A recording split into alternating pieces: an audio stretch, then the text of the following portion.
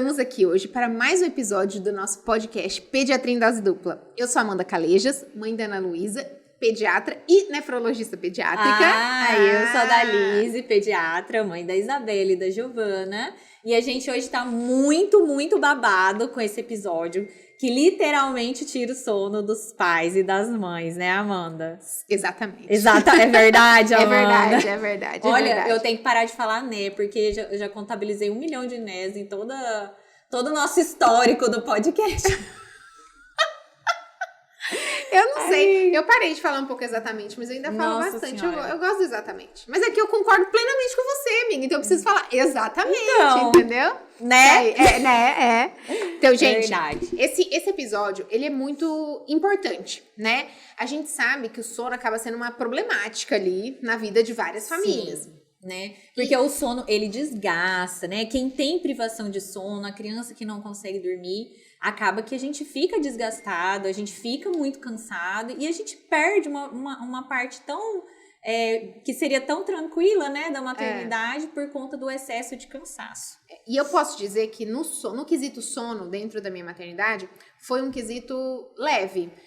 Talvez pela informação que eu já tivesse previamente, né? Por ter você ali me orientando, porque pra quem não sabe, gente, Dalise é expert em sono do bebê, entendeu? Então, assim, eu acho que os episódios que a gente já tinha gravado anteriormente, falado sobre isso, os estudos que eu tinha feito, a vivência do consultório, me ajudaram a traçar estratégias que fizeram com que eu consegui, digamos, dentro da normalidade, porque a gente vai falar sobre isso também, né? O que é normal para um bebê, a gente tem que alinhar as nossas expectativas. Dentro da normalidade, dentro do que seria normal para um bebê, eu consegui sempre ter uma boa qualidade de sono com a Ana Luísa. E isso foi realmente muito bom, né? Para mim, o sono foi realmente um desafio. Eu acho que tudo que vem como desafio na vida da gente, a gente tem que pegar como aprendizado. Porque se tá desafiando, tem que mexer com você para você crescer naquele sentido. E isso veio para me ajudar e da mesma forma que me ajudou, eu consigo ajudar outras mulheres, né? Sim. Informando, ensinando, como a gente fala, né? Como que a gente fala? Mulheres informadas tomam decisões conscientes. Mães informadas tomam decisões conscientes com relação à sua maternidade. Talvez eu não dei a devida importância com relação a todos os cuidados que eu deveria ter tido com o sono, e eu acredito que por isso eu tive esses problemas com relação ao sono. Não estabeleci uma rotina, voltei ao trabalho muito cedo, enfim, foram vários motivos. E esses motivos e essa dificuldade foram o gatilho que me fizeram estudar e aprofundar um pouquinho mais sobre o sono.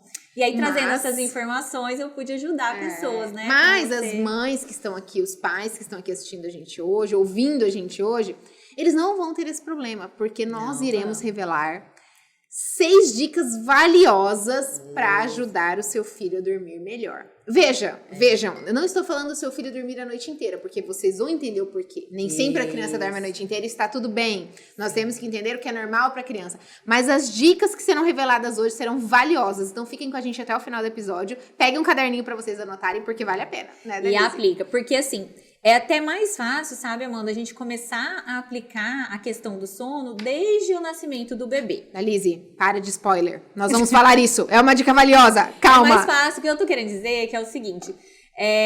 depois que a gente já tem a dificuldade, é um pouco mais difícil quando tem uma associação. Agora eu entendi. É um pouco mais difícil. Agora eu entendi. Então, é mais fácil prevenir do que ter que consertar depois. Isso. Dá pra consertar, como eu consertei. Dá. Mas você traçando o caminho, né? Dessas dicas que a gente vai, né, destravar pra vocês, que a gente vai trazer. Vocês seguindo essas dicas, vocês vão ter sucesso.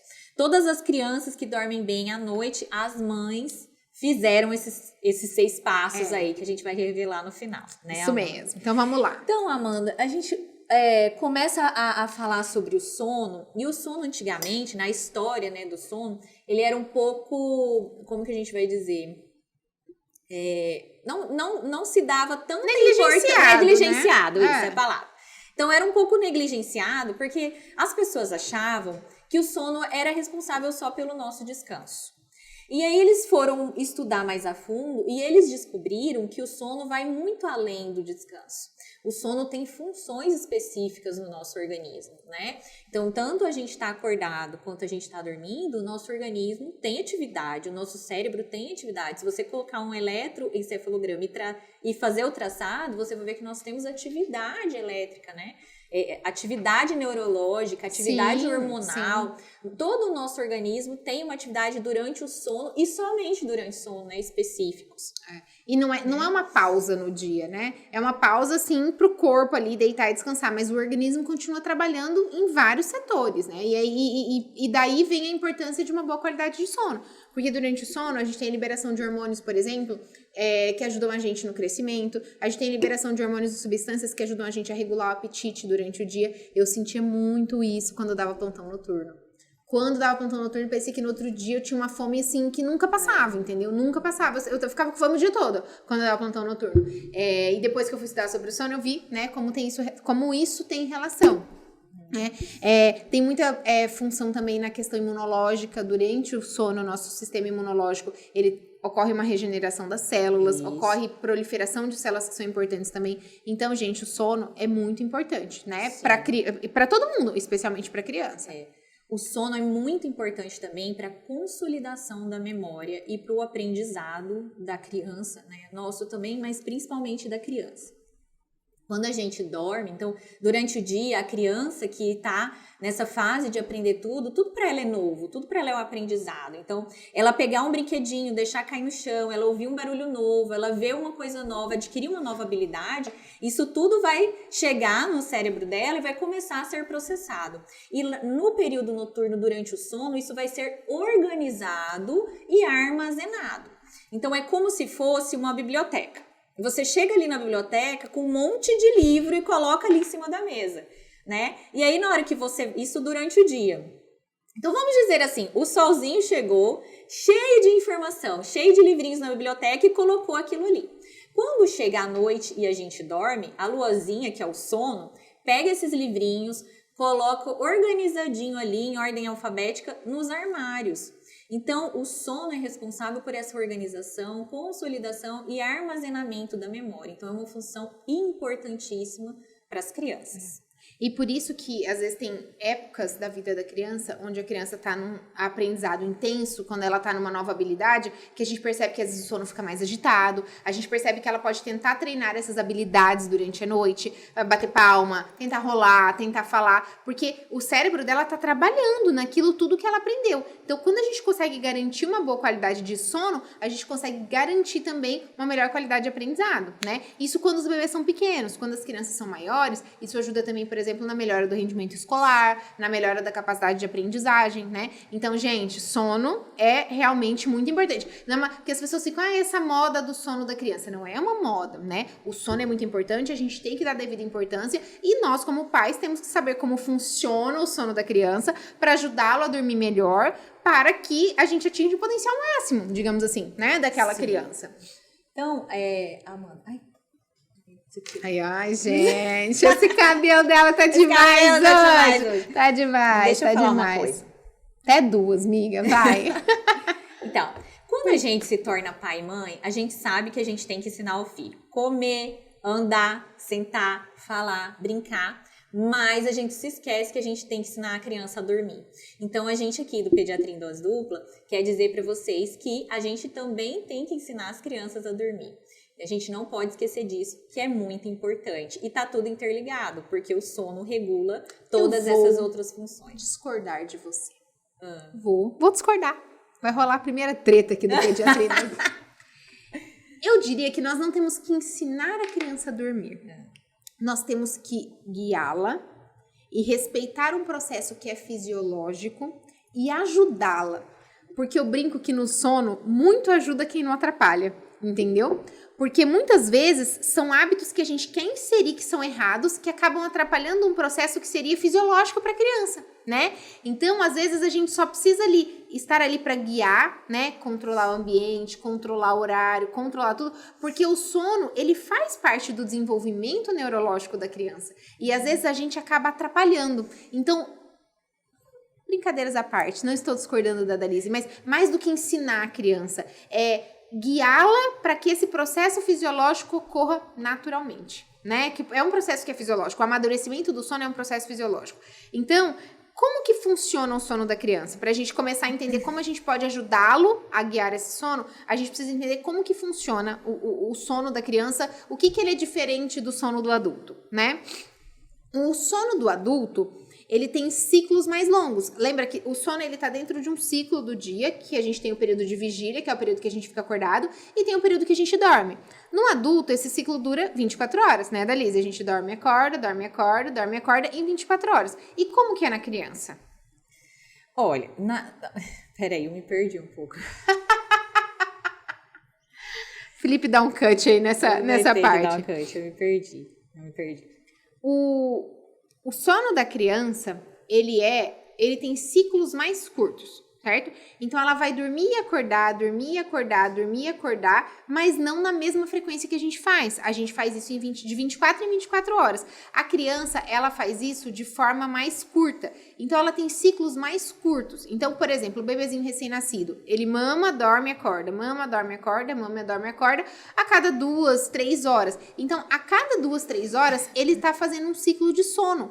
Ele não faz um ciclo de sono longo como a gente. E aí, às vezes, as pessoas, né, não entendem, por exemplo, que para um recém-nascido, o padrão de durante o dia vai ser exatamente igual ao do padrão de durante a noite, né? Ele não vai ter uma diferenciação entre o padrão do ciclo de sono de dia e o padrão do ciclo de sono de noite.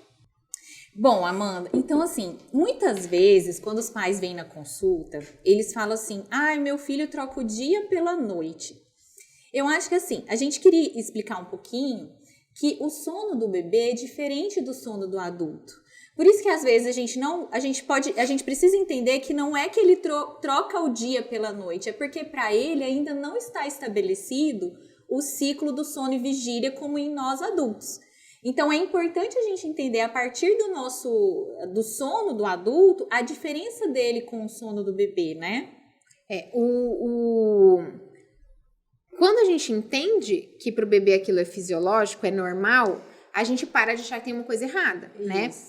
O ciclo de sono que a gente faz como adulto, por exemplo, a gente faz em 24 horas. A gente dorme e acorda, tirando as pessoas que conseguem fazer uma sonequinha no meio do dia, que não é o caso das mães, geralmente. A gente dorme e acorda em 24 horas. Isso. Pro bebê, quando ele nasce, esse ciclo é mais curto, né? E aí, pra gente entender isso, a gente às vezes tem que extrapolar um pouco e ir pra dentro do intraútero, né? Uhum. No intraútero, por exemplo, é claro que existem períodos de maior atividade materna, menor atividade materna, mas a criança não sabe o que é dia, o que é noite, né? A criança, ela recebe alimentos ali o tempo todo, ela dorme a hora que ela quer, e aí quando ela nasce, esses ciclos são bem curtinhos. Então o recém-nascido, por exemplo, ele fica acordado, mama, dorme, fica acordado, mama, dorme, fica acordado, mama, dorme. Ele faz ciclos a cada 2, 3 horas, né? São ciclos curtos de sono.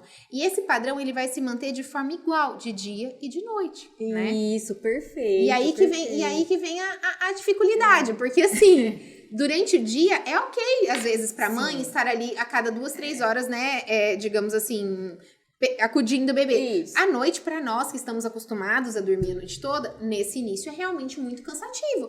Mas é o padrão que é normal para um recém-nascido, né? Isso.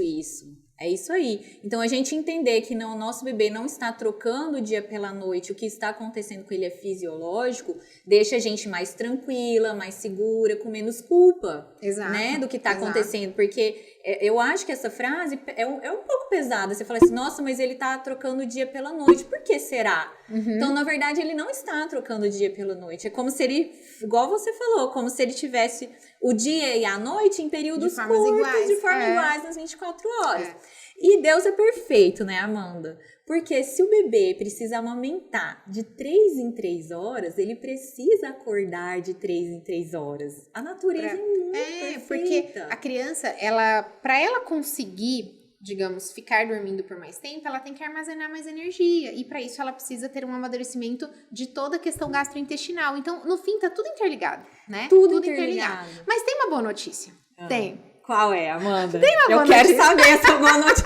Porque as mães já devem estar, meu Deus. Tem uma boa notícia. Vai melhorando com o tempo, né? Isso faz parte de um padrão neurológico do sono do bebê. E a tendência é que, com o passar do tempo, esses ciclos vão ficando mais espaçados durante o dia e à noite esses ciclos vão ficando mais longos. Então, por exemplo, a criança começa a conseguir dormir 4 horas da noite, 5 horas da noite, 6 horas da noite. Isso é um indício para nós de que à noite ela está conseguindo fazer ciclo mais longo. E durante o dia, as sonequinhas vão ficando mais curtas. Então, isso é um padrão de evolução natural do bebê, né? A gente não acha que existe uma fórmula mágica que a gente vai virar uma chavinha e de repente a criança vai dormir a noite toda, né? Não é assim, é uma coisa que é progressiva. E esse amadurecimento, ele começa por volta do 1º mês do bebê, né? E ele vai sendo progressivo ali. Tem crianças que às vezes com 5, 6 meses já dormem a noite toda, dormem super bem. Tem crianças que quase aos 2 anos ainda não conseguem dormir a noite toda. O que você tem que observar está dentro desse padrão de normalidade para aquela criança, né? Isso.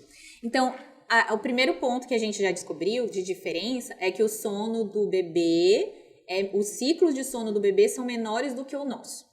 Outra coisa que é importante entender também, Amanda, é que o bebê, a gente tem um período de sono mais leve e um período de sono que é mais profundo. No profundo é mais difícil, né, da gente despertar. E no mais leve a gente desperta mais cedo. Então, uma diferença do sono do adulto para o do bebê é essa também. O adulto fica mais tempo no sono profundo, mas o bebê, ele fica mais tempo no sono leve. Então, ele tem ciclos mais curtos e mais tempo no sono leve. Então, é outra diferença, né, do sono do bebê para o sono do adulto. Então, realmente é mais fácil da criança, às vezes, despertar, né? Porque ela está num soninho mais leve. E mas isso protege a criança. Né? Sim. Para ela acordar quando precisa, né? Digamos assim, para ela não dormir de uma forma profunda. E quando, por volta de 1 mês, a gente começa a ter esse amadurecimento, ele envolve tanto a parte neurológica quanto a parte hormonal, né? Porque durante o dia, a gente tem alguns hormônios que vão sendo produzidos em maior quantidade, porque é um horário de mais atividade, e durante a noite a gente tem outros hormônios que vão sendo produzidos em maior atividade, porque é um horário mais de descanso, né? Isso. E o bebê também não nasce com isso pronto. Isso. Então é assim, gente. Tudo assim. o processo de desenvolvimento, É o processo né? de desenvolvimento. É o processo de desenvolvimento. Então, quando nós adultos, como que funciona? Quando a gente acorda, a luz bate no nosso olho e a gente tem uma inibição da melatonina, que a melatonina é o hormônio do sono. E a gente começa uma liberação de cortisol, que é o hormônio da vigília.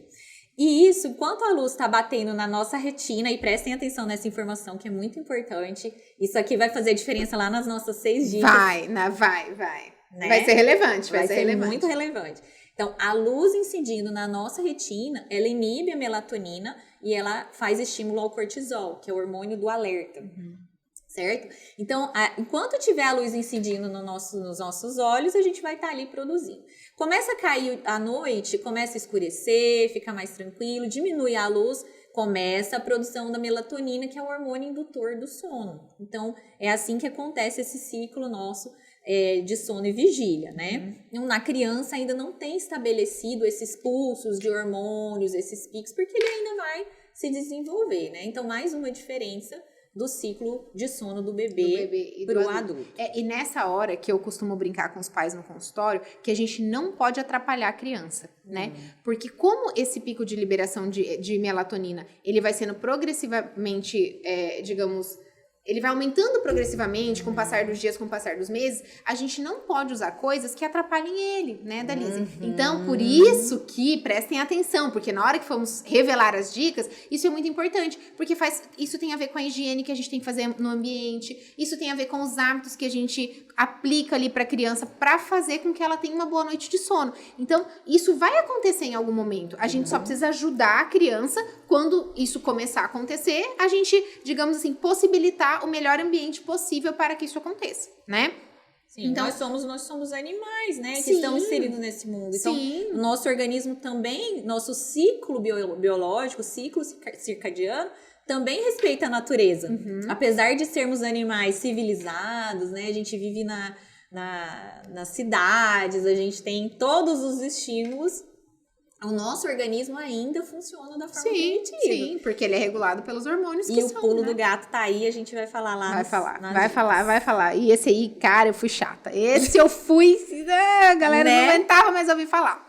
E por último, Dalisa, é claro que tudo isso que a gente explicou são as coisas assim que ocorrem de forma natural, são coisas inerentes ali ao desenvolvimento do ser humano. Mas existem sim medidas que os pais podem adotar, que são as medidas que a gente chama de comportamentais, o aspecto comportamental do sono, e aí que entra aonde os pais podem ensinar o filho a dormir melhor, né? São hábitos que a gente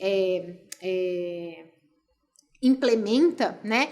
Criação de rotinas, de hábitos, associações de sono, as induções de sono, que fazem com que realmente a criança durma melhor. E talvez aí nesse ponto é onde os pais, de uma forma geral, têm que ter um papel mais ativo ali, né? Para ajudar a criança a dormir melhor. Então, assim, é aquela frase clichê, né? A gente colhe o que a gente planta. Se a gente entende como que é a fisiologia, que a gente chama na medicina fisiologia, o que é isso? Se a gente entende que que o sono é condicionado a questões neurológicas e endócrinas, a gente vai saber como agir no comportamento para que isso ocorra de forma mais natural possível, mais tranquila. E aí é sucesso, não é? Sucesso garantido. Sucesso garantido. A minha irmã também, eu ensinei para ela, e a bebezinha dela dorme a noite inteira desde os 3 meses de idade. Aí é sucesso absoluto, né? Amamenta no absoluto. E ela foi, assim, bem rigorosa, bem criteriosa. E quando a gente fala dessas medidas comportamentais, né? Como a Dali estava explicando, a questão do sono leve da criança, né? A criança, ela tem uns despertares e ela precisa, digamos, voltar a dormir, né?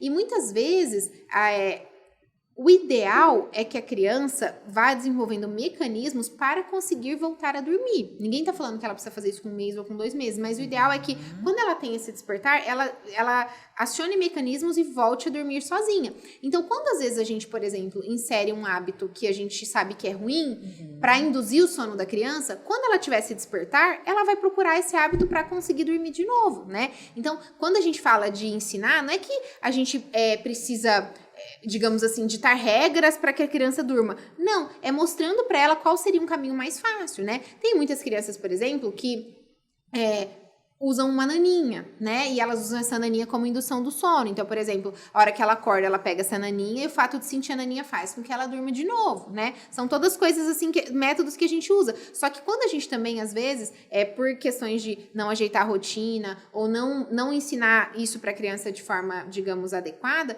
toda vez que a gente também coloca alguma coisa que seja difícil para a criança conseguir na hora que ela acordar, isso vai ser um problema para ela voltar a dormir, né? E aí no consultório a gente vê que é isso, que às vezes as crianças acordam e não conseguem voltar a dormir. E não tô dizendo, gente, que elas precisam necessariamente, imediatamente, aprender a dormir sozinhas. Não é essa a questão, né? Mas quando a gente vai guiando elas para que elas consigam, aos poucos, fazendo isso melhora, sim, a qualidade de sono da criança, né? E ninguém tá falando de deixar a criança chorando, ninguém tá falando, né? Muito pelo contrário. É ensinar e guiando a criança para que ela vá desenvolvendo os mecanismos que ela precisa para voltar a dormir sozinha, né? Muitas vezes, Amanda, somos nós que colocamos os indutores do sono, as associações. Talvez porque a gente não tenha conhecimento disso. Ou talvez porque a gente... muitas vezes, muitas mães me relatam assim, que quando a criança acorda tem dó de deixar sozinha no berço, que não tem coragem. Mas eu mesmo assim, eu ainda acredito que é porque ainda não tem o entendimento, né, daquele momento. E às vezes também, eu acho que tá numa fase que você às vezes tá tão cansada, você tá exausta, e aí a gente tende a ir pelo caminho que naquele momento parece mais fácil, né? Não porque a gente tá com preguiça, muito pelo contrário, mas porque na verdade às vezes a gente já não tem mais energia pra tentar fazer algo diferente, né? Sim. Mas gente, hoje nós vamos. Então, assim, entendendo tudo isso, lá na frente fica fácil de saber por que é importante quando a gente fala, né? O porquê de cada dica que a gente vai dar. Porque tudo isso faz parte ali do que a gente precisa guiar a criança para que ela consiga, né, desenvolver uma boa qualidade de sono. Isso, então medidas comportamentais, entender o comportamento do sono é muito importante, porque ele vai, né, ajudar o organismo a funcionar de uma forma mais natural. Exatamente. Agora, ou foi o primeiro exatamente do dia de hoje, mas é porque foi exatamente, eu acho que esse raciocínio que a gente queria concluir quando a gente estava, né, conversando sobre o roteiro. E quando a gente fala em Por que a gente dá tanta importância para isso, né? Qual que é o nosso objetivo quando a gente fala que a gente quer que a criança durma melhor? Por que a gente bate tanto nessa tecla? Por que no consultório é uma queixa frequente e a gente tenta ajeitar? Qual que é o nosso objetivo com o sono bom da criança, né? São vários, são vários. É verdade. Aí, tá vendo? Tava demorando. São muitos objetivos, né? Por que a gente, tanto nós como pediatra queremos, Sim. quanto nós como mães queremos que os nossos filhos durmam bem, né? Assim, são vários os motivos, então a gente não vai falar por ordem de importância, porque todos têm a mesma ordem de importância. Então, pensando a primeira coisa, o sono ajuda no crescimento infantil, né? Então, a gente tem liberação de hormônio de crescimento, né? Regulação do apetite da criança. Então, crianças que dormem bem, né? Tem uma melhor produção, mais regulada de GH. O que mais, Amanda? Por exemplo, as crianças em idade escolar, até mesmo os bebês, mas principalmente as crianças em idade escolar, a gente aumenta muito a capacidade de concentração, de aprendizado, por conta da biblioteca estar organizada durante a noite. Então, no outro dia a criança acorda renovada, né? As crianças que dormem bem, elas ficam menos irritadas, porque durante o dia elas conseguem aproveitar melhor as atividades. Então, o sono, ele traz uma qualidade de vida tanto no quesito físico quanto no quesito emocional da criança, né? E da família também. Né? E da família também. Uma coisa muito importante que é a parte imunológica da criança. Crianças que dormem bem têm uma ordem imunológica, têm um melhor funcionamento do seu sistema imunológico, né? Então a gente volta a bater na tecla. Quer crianças com imunidade boa? Boa qualidade de sono, alimentação saudável. Não adianta tomar 1 milhão de vitaminas e não dormir bem, né? Que não vai resolver o problema. Inclusive, Amanda, eu estava comentando com você o livro do Nuno Cobra. Eu recomendo para quem... para mães, na verdade, não é relacionado à pediatria, mas relacionado a nós mesmos, adultos, né? Pra gente entender a importância do sono. O Nuno Cobra, ele foi treinador do Ayrton Senna. E ele fez esse livro muito, muito legal de se ler, de uma linguagem muito fácil, chama A Semente da Vitória. Eu não li ainda, mas a Alice já me recomendou, mas não consegui ainda, não consegui. E ele fala, ele foi treinador de campeões, né, de atletas de alta performance. E ele tem um método dele, né? E no método dele, o principal componente de uma pessoa para ter uma vida saudável é o sono. Então, ele fala muito dessa importância do sono, não só na criança, de todos esses fatores que a gente falou, mas para nós adultos também, tá? Então, saúde, imunidade, né? Muitos pacientes que ele tratou, fora atletas, pacientes realmente que estavam, às vezes, com dificuldade de regular seus hormônios, até com medicamentos. Ele aplicou o método dele com atividade física, alimentação saudável, contato com a natureza, mas o principal, a chave mestre do método dele era o sono. Então lá ele explica bastante, é muito legal esse livro, eu recomendo que todo mundo que quiser assistir. E por último, mas não menos importante, assistir. Ler. A gente tá tão empolgado que a gente tá no YouTube que agora tudo é assistir. E por último, mas não menos importante, é a questão da qualidade de sono da mãe e a qualidade de vida, assim, do casal, né, da Lizzy, que também isso é muito importante. Então, quando você tem uma criança que dorme certinho, que você consegue fazer dormir sempre no mesmo horário, dormir cedo, você tem um tempinho ali, né, com seu marido, pra cuidar da sua casa. A gente sabe que a rotina durante o dia, enquanto a criança tá acordada, ela é muito cansativa pra mãe, né? São inúmeras funções. A mãe que trabalha fora, a mãe que fica em casa, todo mundo geralmente não consegue parar 1 minuto. Então, ter esse momento também, que você às vezes consiga parar, se organizar pro dia seguinte, né? Ter um momento ali de convivência com seu marido, a gente sabe que assistir um filme, ler um livro, estudar alguma coisa que você queira, ouvir o podcast do Pediatria em Dose Dupla, entendeu? Tudo isso é muito importante. Então, ter esse tempo de qualidade também, porque a criança vai dormir um pouquinho mais cedo, ter esse tempo de qualidade, eu já achava que era muito importante antes de ser mãe.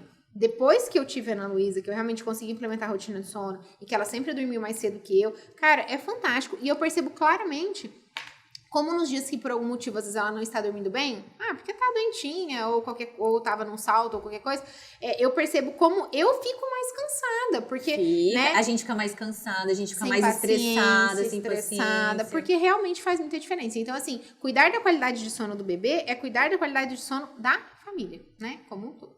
Com certeza. É verdade. Certeza. É verdade, exatamente. E queria chamar a atenção para o tanto que é importante o bem-estar da mãe nos cuidados do bebê. É muito importante a mãe estar bem. Então, a gente não pode esquecer da gente. Quando a gente vira mãe, às vezes a gente coloca o filho em primeiro lugar. Às vezes a gente se sente até culpada de cuidar da gente, de ter um momento de descanso. Mas a gente não pode pensar assim. Porque é importante para o nosso filho que a gente esteja bem. A gente estar bem, né? A gente estar mais ali disponível, vai fazer os cuidados serem mais fáceis, mais tranquilos, à nossa disposição. E o filho também sente a gente bem, tranquila, né? Com certeza. A gente tá cansado, pode interferir até na nossa produção de leite, por exemplo, quando a gente tá amamentando, estresse. Quem tem filhos, às vezes, Amanda, que tem 2 crianças, então tem o primeiro filho, aí tem o segundo que tá amamentando, tá? Às vezes, muitas vezes, a gente acaba ficando um pouquinho menos, tem um pouquinho mais de impaciência com o filho mais velho por conta da privação de sono, né? E a gente sabe que é por conta disso. Então, quando a gente tá mais descansado, dormindo melhor, tudo vai fluindo mais... Não, com certeza. Não tem como. Impacta muito na qualidade de vida da mulher, da família. E de todo mundo, né? Isso aí. E por que... Bom, deixa eu te perguntar uma coisa agora aqui. Depende. Depende. Você falou aqui pra mim que é muito importante, né? A rotina. Então, eu queria que você falasse um pouquinho assim, por que é importante a rotina nessa parte do sono? Você que conseguiu ter sucesso aí desde o início no sono da Ana, né? Por que é importante? O que você fez na sua experiência, na sua rotina, que ajudou esse caminho aí do sono? Na verdade, é a teoria da previsibilidade, né? Quando a criança sabe exatamente o que vai acontecer, em todos os quesitos isso, né? Quando ela sabe exatamente o que vai acontecer logo a seguir, quando ela sabe os passos que ela tem que dar, isso deixa ela mais tranquila, isso deixa ela mais calma e ajuda o negócio a fluir melhor. Só que para ela saber o que vai acontecer, a gente precisa fazer isso várias vezes, de forma repetida e de forma igual, né? Manter a mesma sequência de eventos. Então, assim, a criação dos hábitos, de uma forma geral, é importante e traz essa ordem para dentro do interior da criança, né? Que faz com que ela fique tranquila. E o sono não seria diferente, né? A criação ali do hábito do sono, né? Das rotinas do sono, do ritual do sono, é importante para trazer essa previsibilidade para a criança. Então, é aquela coisa, né? É fazer a sequência de eventos, fazer os eventos na mesma sequência, todos os dias, da mesma forma, até a criança interiorizar aquela ordem e se tranquilizar. E na hora do sono é o seguinte, tive sono, minha mãe começou a fazer as coisas que ela sempre faz quando eu vou dormir, eu vou dormir. Entendeu? Né? E assim é no comer, e assim é na várias outras coisas. Mas no quesito do sono, é a previsibilidade da criança. Então, é onde a gente aplica os famosos rituais, né? Os rituais do sono. Que, inclusive, foi você que me ensinou essa parte, né? O ritual da soneca, pro soninho do dia, e o ritual da noite. Não precisam ser iguais, mas o da soneca precisa ser sempre igual nas sonecas, e o da noite sempre igual à noite, né? Então, assim, essa questão de criar o hábito para a criança ter previsibilidade é um dos fatores que impacta lá naquele começo no que a gente falou, né? Nas medidas comportamentais que vão ajudar a criança a conseguir regular o sono dela melhor e com isso não vão atrapalhar a liberação de melatonina e com isso a melatonina vai ficar mais alta e com isso a criança vai dormir melhor. E aí, quando você vê, na verdade, está tudo interligado. Ela entra no ciclo, né? Porque se ela não tinha um ciclo, né? A gente, como pais, repetindo, a gente faz ela entrar no ciclo. É a mesma coisa se eu falasse pra você, Dalis, vamos gravar um podcast hoje? Aí você fala, vamos. Aí eu falar, aí você fala, do quê? Eu falo, não vou te falar. Segredo. Aí eu chego aqui. Eu fico nervosa. Aí eu chego aqui. Exato. Aí eu chego aqui e falo. Então, assim, quando a criança não sabe o que vai acontecer depois, isso gera insegurança. Isso faz com que todo o processo fique mais difícil, né? Quando você consegue, e obviamente, quando a criança é maior, a gente consegue falar isso pra ela, né? Explicar, mostrar um calendário, mostrar uma sequência de eventos, enfim. Mas quando é bebê, não. É só a gente fazendo todo dia igual que a criança vai interiorizar que aquilo é o que vai acontecer a seguir. Certo? Deu pra entender bem? Amiga, você nasceu pra ensinar, cara. Você é uma professora nata. Amiga. Eu entendi. Você entendeu? Mas o jeito que você fala é muito fácil. Fica fácil entender. Porque a gente aplicar não é. Não é. Não. A gente aplicar não é.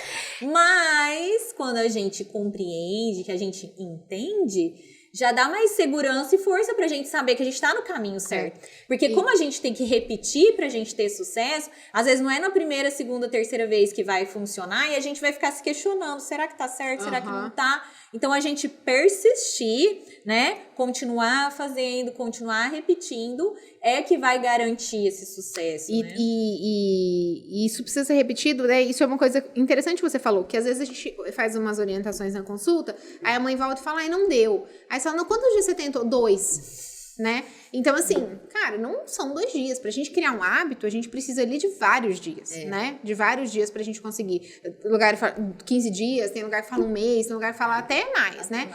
Eu tive uma sorte muito grande, que eu brinco, foi da Ana Luísa ter nascido na pandemia.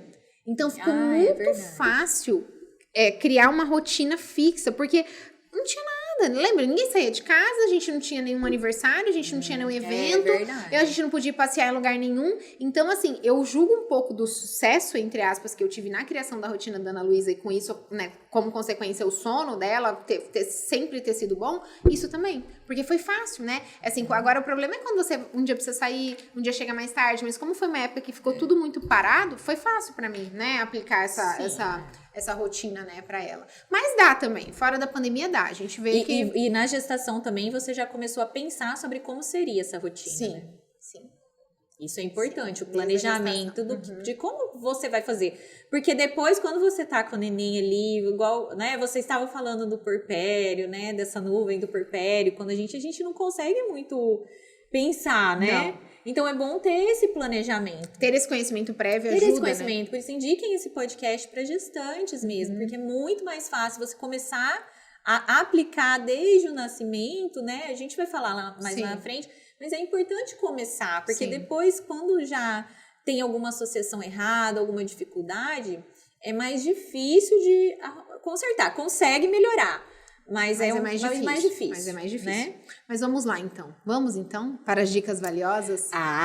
Vamos! Sim! Gente, são 6 dicas agora que nós vamos revelar para vocês. Anotem, tá? Realmente é muito importante. São coisas que a gente fala, né, Dalise, todo dia em consulta, todo dia no consultório, porque isso são coisas, vocês vão ver que não é nada estrambólico, apesar de a gente ficar falando 6 dicas, não é nada estrambólico, são coisas do dia a dia que vocês conseguem ir ajeitando e que com certeza vão ter interferência no sono do bebê.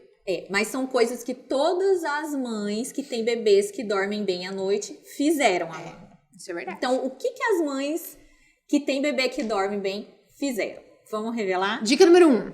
Amanda, por exemplo. Dica número 1, por exemplo, eu. Dica número 1, né? Fala isso, que era o que você já tava falando. Isso. Então, a primeira coisa é isso que eu tava falando. Tem a hora certa para iniciar, né, o sono do bebê, né? A gente começar essa educação de sono do bebê, né? Então, quando que é que a gente começa?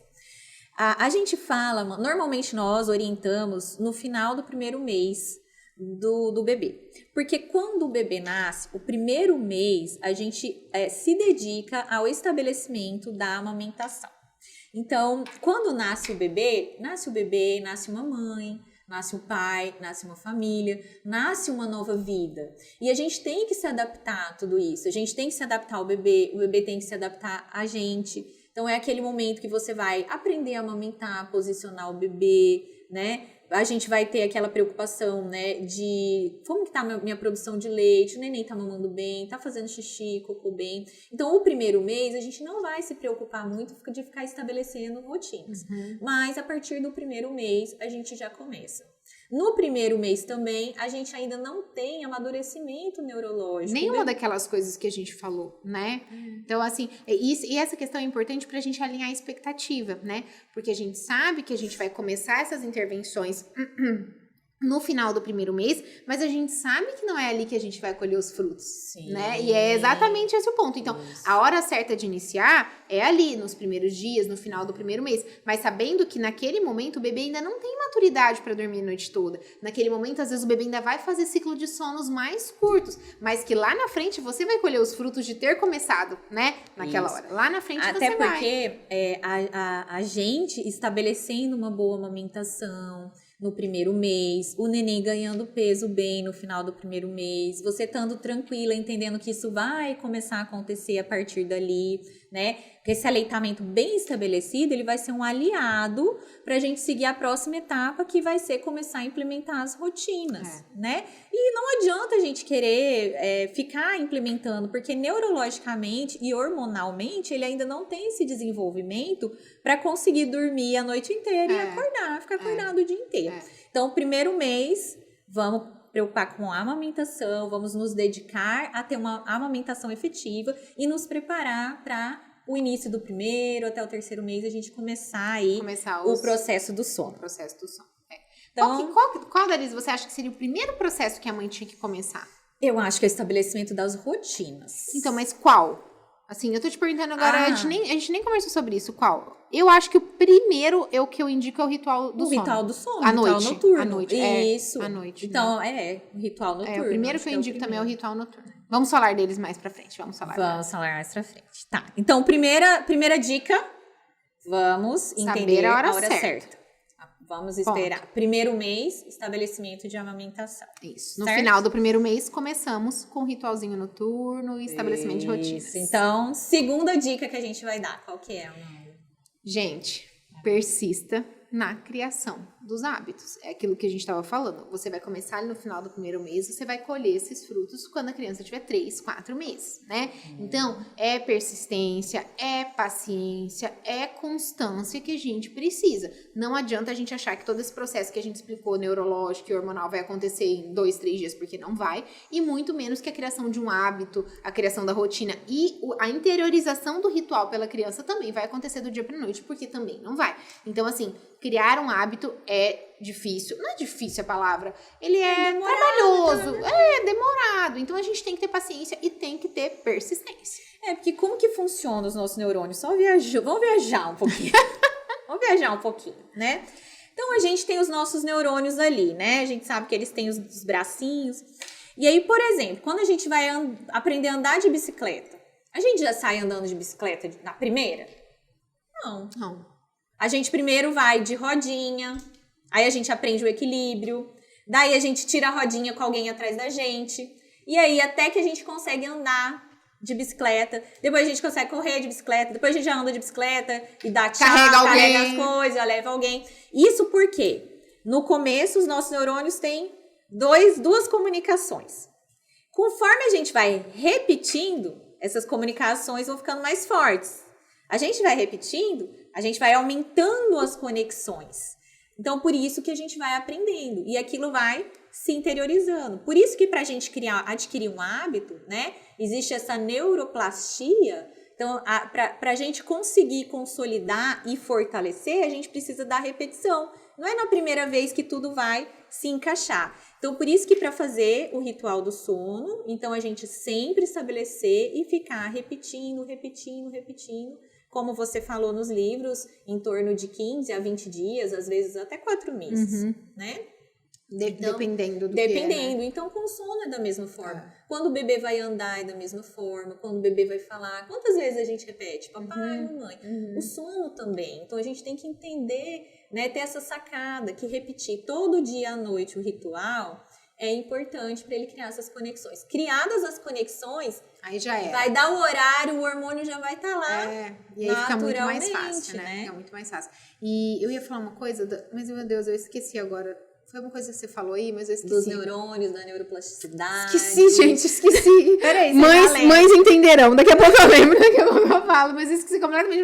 É uma coisa que você falou no meio da frase, mas eu esqueci. Mas vamos para a próxima dica. Andar de bicicleta, de tocar piano, de dirigir. Ai, não. Neuroplasticidade. Daqui a pouco eu lembro. Daqui a pouco eu não lembro o que era. Daqui a pouco eu lembro. Bom, quando a gente vai estabelecer essa rotina, né? Então, a gente cria esse ritualzinho noturno, né? Vamos falar um pouquinho do ritualzinho noturno? Vamos. Né? Então, assim, cada pessoa vai fazer de uma forma, certo? Você tem que ver como que vai ser o melhor no seu caso, na sua casa. Na sua rotina, né? Na sua rotina, na sua vida. Mas você ter esse ritual, né? Então, dar um banhozinho morno no bebê, colocar uma musiquinha ou o ruído branco, deixar o quarto já mais à meia luz, colocar o pijaminha. Nossa, me deu até uma nostalgia, né? Lembrar das musiquinhas já vai que eu ser um indutor de sono também para o bebê. ele já vai começar a induzir o soninho, ele já vai começar a entender o que você falou, ele vai começar a se sentir seguro, ele vai começar já a entender que é a hora dele dormir. E às vezes as mães têm muita dúvida assim, Amanda, o que eu preciso fazer no ritual? Gente, não existe uma regra, né? Não tem, eu preciso fazer massagem, eu preciso fazer chantal, eu preciso...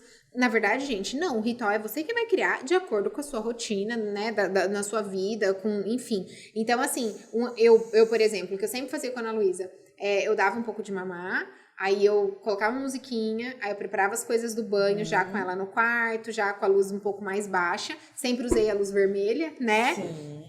E aí, depois, dava o banhozinho nela, já saía do banho já falando baixo, só com a musiquinha tocando, colocava o pijaminha dela, dava mais mamar e dormia. Não é nada assim, né? Não é nada muito... O ritual em si, ele é simples. O ritual em si é simples. muito simples, não precisa de nada, né? O difícil é persistir. O difícil é fazer todo dia, tudo igual. Porque às vezes o bebê vai estar com cólica, vai chorar. Às vezes ele não vai dormir naquela hora, então você... Às vezes durante o banho vai ficar muito estressado, você vai ter que parar o banho, né? Às vezes dorme antes de pôr o pijama, você tem que... Verdade. Às vezes dorme antes de pôr o pijama, você não consegue terminar o ritual, e tá tudo bem, daqui a pouco ele acorda, e tá tudo bem. Isso nas crianças menores, sim, né? Nos bebezicos. Mas né? a gente pode continuar nas maiores. Sim, Sabe o que eu faço hoje em dia? Daquela hora específica. Eu já até indiquei no meu Instagram. Tem um Instagram muito legal, que é Historinhas para Dormir. @Historinhas para Dormir. Todos os dias ela manda pro WhatsApp, ela narrando uma historinha, que é para estimular a imaginação das crianças. Eu sempre contei historinha para as minhas filhas quando a gente ia dormir. Então, hoje em dia eu faço o seguinte, dá aquela hora X lá em casa, que, né, normalmente é em torno de 8, 9 horas, cada pessoa, cada família vai instituir seu horário. É a hora que eu começo lá em casa. Agora, hoje em dia que eu tenho as minhas maiores. Então, tem uma de 5 e uma de 12. Banho, quentinho, morninho, 0 telas a partir daí, né? Banhozinho, a gente vai pro quarto, põe o pijaminha, vai pro quarto. Então, aquele cheirinho de pijaminha, eu acho que já... Sabe? Já é um soninho, né? Aí a gente senta na cama, a gente faz a nossa oração. A gente agradece o que aconteceu naquele dia. Então, eu já começo a falar sobre gratidão e sobre fé, sobre Deus, né? A gente faz a nossa oração, cada um agradece o que aconteceu no dia. Isso já é mais um indutor, porque ela já começa a entender. É aquele momento nosso gostoso. De mais tranquilidade, né? E aí, a gente põe uma historinha pra dormir. E a gente apaga a luz e escuta. Cara, 10 minutos, já tá até eu. O Zé que chega lá só pra desligar a historinha. Já funcionou o ritual de sono pra todo mundo. Todos os dias a gente faz igual. Todos os dias, né? E tem um dia que a gente quer ficar até mais tarde, a gente fica, né? Sim. Porque o importante é o dia a dia, a rotina, não é uma E também vez ou nessa outra. idade que você elas não já pode estão... ser louca, assim, né? De dar rotina. E Você vai ficar presa aqui. E de achar que a criança é um robô, né? E nessa idade também, elas já estão numa fase que elas estão mais flexíveis, que elas também já conseguem ali estender. Às vezes um bebezinho muito pequeno, que tem uma janela de sono muito curtinha, ele não consegue ainda ficar muito tempo. Mas na idade delas, elas já conseguem. Então, por isso, gente, a gente precisa alinhar a expectativa de acordo com a idade da criança. Né? Isso, alinhar a expectativa de acordo com a idade e de acordo com o amadurecimento neurológico, hormonal, enfim, que a criança já tenha, né? Sabe o que eu fiz ontem? Eu tava de plantão ontem à noite. Aí o plantão tava muito estressado e tal. E aí eu fui deitar pra dormir. E eu tava assim, muito pilhada por conta da responsabilidade. E a gente tá tendo muitos casos, né, de esforço respiratório. E a gente fica preocupado com os pacientes. Aí, sabe o que eu fiz pra eu relaxar? Eu liguei a Historinhas para dormir. Mesmo sem as meninas, funcionou o ritual do sono. Eu liguei. Porque eu falei, cara, eu vou escutar. Vai ser um momento de relaxamento. E foi. Eu nem lembro quando acabou a historinha. Eu sei que na hora que eu comecei a escutar, eu comecei a respirar mais tranquila e eu acabei dormindo. Então, até pra gente. Olha, gente, eu tenho tanto sono que eu não preciso de nada. Eu deitei e eu dormi. Meu indutor de sono é a posição horizontal. Normalmente eu também, mas a gente tá fica mais estressada. A gente tá assim, são tempos que precisam de muita oração, né? Igual Então vamos para a nossa terceira dica. Terceira dica. Essa eu gosto. Para arrumar o sono à noite, comece pelo dia. Essa aqui, gente, essa é valiosíssima. Porque não adianta nada você querer que o seu filho durma bem à noite se o dia dele tá todo bagunçado. A criança tá acordando 11 da manhã, ou tá fazendo a soneca muito no final do dia, ou você deixa ele muito cansado durante o dia, vai chegar à noite, vai ter o efeito vulcânico, ele vai ficar estressado. Não adianta, a gente tem que começar pelo dia. Lembra que a gente falou que quando o sol bate nos nossos olhos, na nossa retina, a gente começa a inibir a melatonina e liberar o cortisol, é a hora que a gente desperta pra gente poder ter as nossas funções no dia, né? E a criança, lembra da questão do ciclo do sono? Ela ainda vai ter alguns ciclos durante o dia, então ela vai precisar dormir durante o dia. A quantidade de sono que ela vai ter durante o dia depende da idade dela, mas ela vai precisar. E se ela tiver uma boa qualidade de sono durante o dia, ela vai para a noite mais descansada e ela dorme melhor. Pode parecer um contrassenso pra gente que tá acostumado, tipo, não, quanto mais eu ficar cansado, melhor eu durmo à noite. Mas para a criança, não funciona assim. E aí a gente precisa lembrar que entre cada soninho que a criança tem, o tempo de vigília dela vai aumentando conforme ela vai crescendo. Então, por exemplo, recém-nascidos, eles vão aguentar ficar acordados, sei lá, meia hora, 45 minutos. Gente, lembrando que isso aqui é uma estimativa, as crianças não são robôs, tá? Eu nem gosto de ficar falando os números, porque às vezes a pessoa, né, se apega. Não pode se prender às tabelas. Não pode se prender às tabelas. O mais importante é você observar quando o seu filho começa com sinais de sono. E aí, conforme a criança vai crescendo, cada vez ela vai conseguindo ficar mais tempo acordada.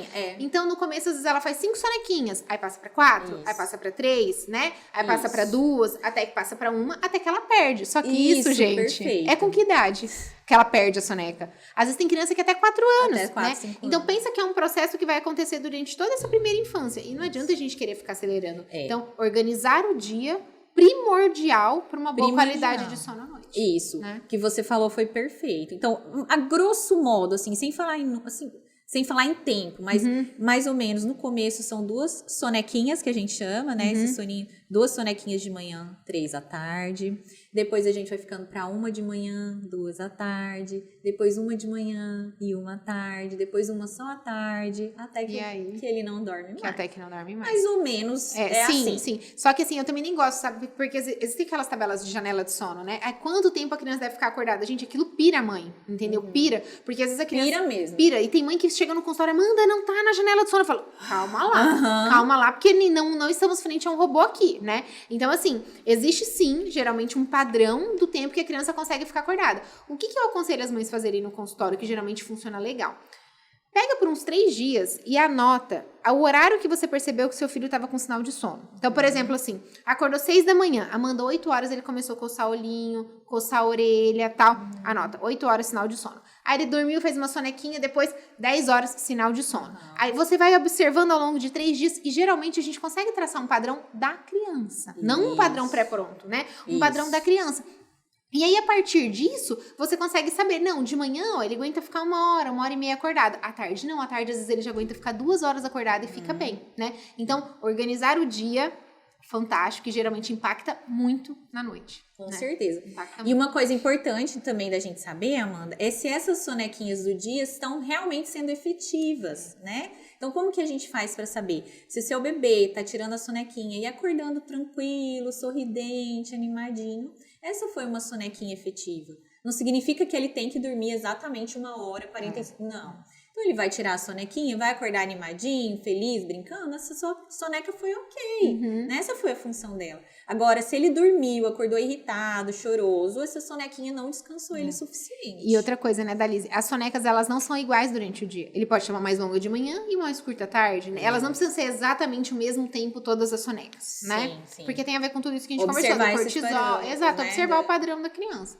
Mas é isso, gente. Organizem o dia, que a noite vai melhorar. Vai ser sucesso. E a quarta dica valiosa? Caprichem na rotina. Nos rituais. Caprichem, gente, nas rotinas e nos rituais. Faça o ritualzinho da soneca. O ritualzinho da soneca, ele pode ser mais simples, não precisa envolver um banho. Então, às vezes, é simplesmente você pegar a criança, levar ela pro quarto, diminuir a luz, fechar a cortina, pronto, já foi um ritual, entendeu? Se você fizer essa sequência de eventos toda, sonequinha, dá mamar no mesmo horário, né, na mesma sequência de eventos. Ou se você identificou o sinal de sono, igual exatamente. Você falou. Então, assim, caprichem nos rituais, mesmo que sejam curtos, né? Façam um ritual ritual da sonequinha, faça um ritual noturno, porque com certeza isso vai trazer segurança, previsibilidade e a criança vai, né, por consequência, dormir melhor. E aí a gente já falou, né, um pouquinho dos nossos exemplos aqui de rituais.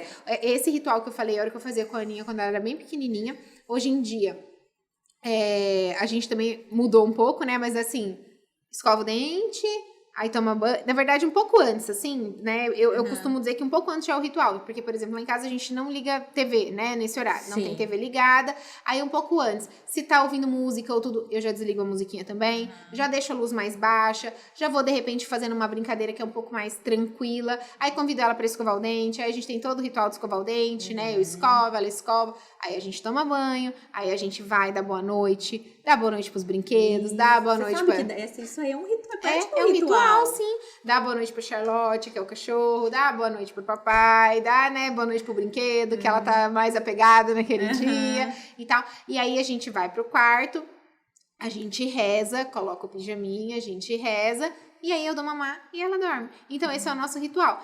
Nem todo dia hoje em dia eu consigo fazer certinho, né? Sim. Mas eu percebo que isso já não tem mais tanto impacto, porque eu acho que ela já pegou o ritmo. Ela já pegou o ritmo. E é exatamente esse o ponto. Quando a criança pega o ritmo e isso acontece, a gente pode estar em casa, a gente pode estar fora de casa, é o que você falou. Como ela já está habituada, na hora que dá o horário dela, dê o horário dela. Pode ser que a gente esteja no pior lugar, ela vai... e dorme, entendeu? É o pior lugar no sentido, assim, de barulho, de um ambiente não favorável, mas ela vai e dorme. Mas nem por isso eu faço isso em casa. Em casa eu quero que ela tenha o melhor ambiente possível, né? Com certeza. Isso é um mito que às vezes as pessoas têm, né? Tipo, faz a criança acostumar a dormir em lugar barulhento porque ela vai dormir melhor, né? E a gente sabe que isso é um mito. A gente precisa fazer a criança acostumar a dormir bem, porque ela tendo isso bem regulado, depois, quando ela estiver fora do ambiente... Mesmo em um ambiente mais barulhento, ela vai dormir. Exatamente.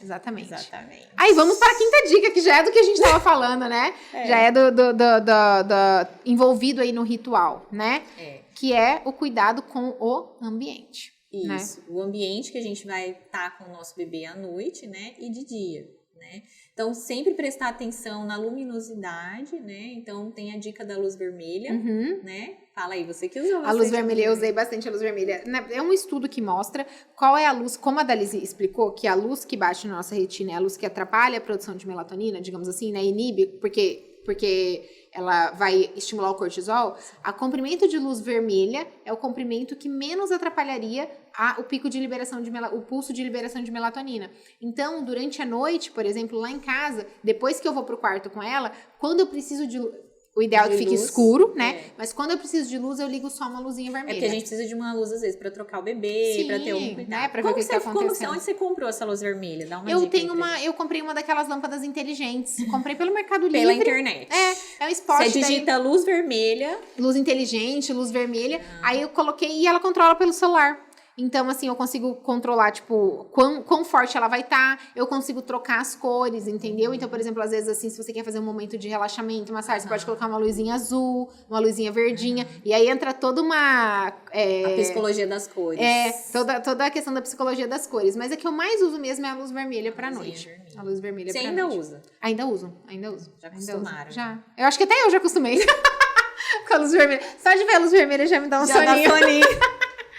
Mas que mais, Dalise, que a gente pode cuidar no ambiente do quartinho do bebê, enfim, pra melhorar essa soneca? Um bebezinho pequeno, a gente pode usar o ruído branco, Amanda, tá? Porque o que é o ruído branco? Ele imita o som do útero. Então, quando o bebê tá dentro da barriga da mamãe, ele fica escutando o som da artéria uterina. Então, é esse som alto, né? Então, quando ele nasce, ele escuta esse som, ele se sente seguro. Então, ele sentindo segurança todos os dias, naquele horário, escutando o ruído branco, ele vai se sentir mais tranquilo e aquilo pode ser um indutor do sono, tá? Por que ele é um bom indutor do sono? Porque ele pode ficar ali no quarto o tempo todo. Então, se o neném dá aquela acordadinha, vira, escuta o ruído branco, ele já fica tranquilo e emenda no próximo ciclo. Então, ele é um bom indutor. Então, o ruído branco é uma boa opção pra gente usar ali no quarto, né? Manter uma temperatura agradável, tá? Isso aí, às vezes as pessoas têm medo, né? Porque acham que a criança vai ficar com frio e tudo. Mas, gente, passado aqueles primeiros dias, a criança ela tem a mesma sensação térmica que a gente, né? Uma temperatura agradável ali, que esteja agradável para nós, vai estar agradável para ela. E evitar grandes distrações, né? Dar coisas muito coloridas, muitos brinquedos. Quadro, e especialmente para as crianças acima de 4 meses, que elas começam a enxergar um pouco melhor. Se tem uma coisa muito colorida, um mobile muito, né? E tudo isso pode chamar a atenção da criança e atrapalhar também o ambiente do sono da criança, né? Isso aí. Tá vendo, gente? Quantas dicas, gente? Quantas dicas? Eu acho que deu mais de 6 já, né? Não, agora que nós vamos pra sexta. É porque a gente falou tanta coisa, mas já deu muito mais. Sim, muito mais. Foram 6 tópicos, mas as dicas foram umas 30 já, né? E a última dica valiosa, essa que é um tema, né, bombástico do momento, que todo mundo adora falar, né? É que é a higiene do sono, né? Isso. A higiene do sono nada mais é que isso que a gente resumiu, né? É você preparar ali um momento para a criança entender que é hora de dormir e conseguir ir dormir tranquila. E aí temos um grande vilão, né, da Lisa? Que são as telas, né? As telas. E aí eu vou chamar a atenção porque a gente explicou lá atrás, né? Então, se a gente entender que a luz batendo na nossa retina estimula a liberação de cortisol, que é o hormônio da vigília, e inibe a produção da melatonina, que é o hormônio do sono, o que acontece quando a gente está olhando para uma tela?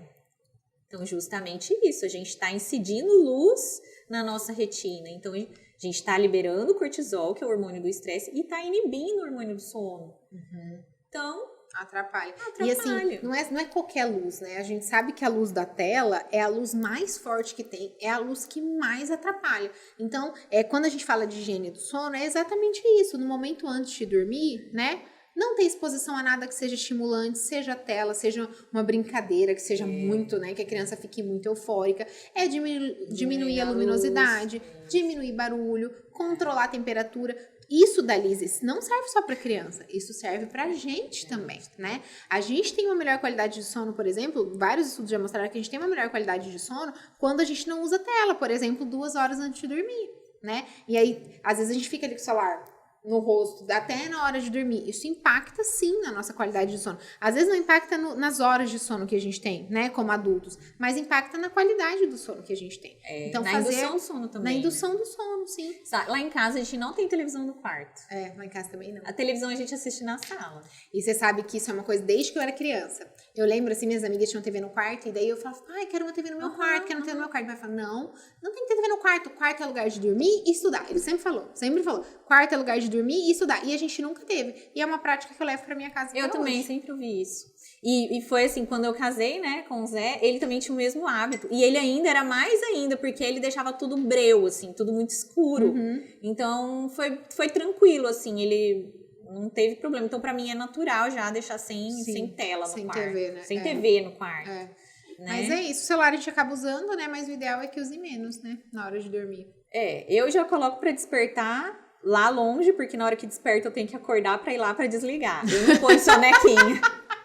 Não que põe sonequinha. Ter perigo de desligar. Não, eu não ponho sonequinha. Eu não entendo. Pra mim, eu não entendo a sonequinha. Não entendo, mas tem pessoas que gostam e que usam. Eu também não. Mas eu não entendo, assim, a lógica da sonequinha. Porque, tipo assim, pra mim é mais sofrimento eu pensar e falar assim, eu vou desligar daqui 5 minutos, eu vou acordar de novo. Vai tocar de novo. Deixa eu acordar logo. Né? Pra algumas pessoas, eu vou dar mais um... É porque tem pessoas que demoram. Depende do ponto de vista, É porque tem pessoas que demoram pra acordar, né? Tem pessoas que já acordam e já acordam, né? Pode ser. Mas é isso. Gente, então, olha. Gostaram? Sigam essas dicas. Cuidem do ambiente, façam ritual, organizem o dia da criança, né? Façam higiene do sono, entendam a fase que o bebê tá e como é o padrão de sono normal daquele bebê naquela fase, pra não ficar achando que tem um problema em tudo, né? Observem seu bebê, né? Observe, você falou, observe os sinais de sono, olha pra ele é único. E cada filho seu vai ser diferente com relação a isso. Então, observe, conheça o seu bebê, conheça como ele funciona, continuem nas rotinas, tenha persistência, tá? Que vai ser sucesso. Gente, espero que vocês tenham gostado. Realmente, são dicas que a gente acredita, aplica, indica no consultório. E eu espero que ajude muito as mamães que ouviram a gente hoje, né? Que assistiram a gente hoje. Foi um prazer, Amanda. Foi um prazer, é sempre um prazer. Gente, até a próxima. Tchau.